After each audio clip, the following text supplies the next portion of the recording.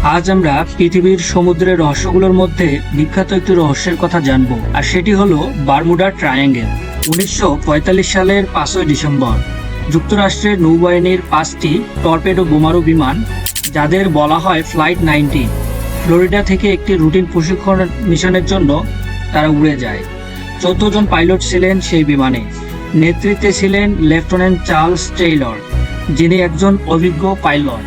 প্রায় 2 ঘন্টা উড়ার পর তাদের কম্পাস কাজ করা বন্ধ করে দেয়। পাইলটরা বিভ্রান্ত হয়ে পড়ে এবং রেডিওতে বিভ্রান্তিকর বার্তা পাঠায়। টেইলর ভেবেছিলেন তারা গলফ অফ মেক্সিকোর ওপর দিয়ে উড়ছে এবং সবাইকে পূর্ব দিকে যাওয়ার নির্দেশ দেন।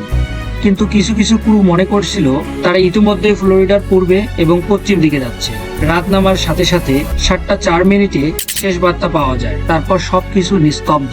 5টি বিমানই নিখোঁজ হয়ে যায়। একটি উদ্ধার বিমান 13 জন ক্রু নিয়ে পাঠানো হয়, কিন্তু সেটিও হারিয়ে যায়। অনেক অনুসন্ধানের পরও কোনো ধ্বংসাবশেষ বা বেঁচে থাকা কাউকেই খুঁজে পাওয়া যায়নি।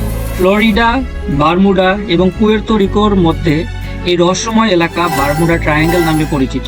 গত 500 বছরে এখানে 3000-এর বেশি জাহাজ এবং 100-র বেশি বিমান রহস্যজনকভাবে হারিয়ে গেছে। এই কাহিনী বহু শতাব্দী আগে। 1492 সালে ক্রিস্টোফার কলম্বাস এই অঞ্চলে যাত্রাকালে কম্পাসের অস্বাভাবিক আচরণ ও অদ্ভুত আলো দেখার কথা বলেছিলেন। আরো বিখ্যাত ঘটনা হলো ইউএসএস সাইক্লোপস, যা 1918 সালে 306 জন যাত্রী নিয়ে নিখোঁজ হয়, এবং 1881 সালে অ্যালেন অস্টিনের কাহিনী, যেখানে একটি অচেনা জাহাজের সাথে দেখা হয়েছিল যার কোনো ক্রু ছিল না।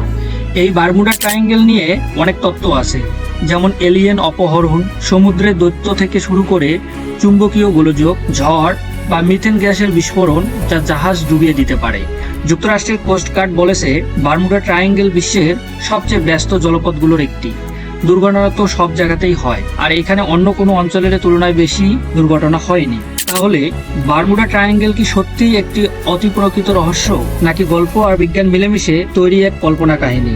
সত্যি যাই হোক, এই রহস্য আমাদের কল্পনাকেও আজও ভাবিয়ে তোলে। ভিডিওটি সম্পূর্ণ দেখার জন্য ধন্যবাদ। লাইক, সাবস্ক্রাইব করে পাশে থাকতে ভুলবেন না।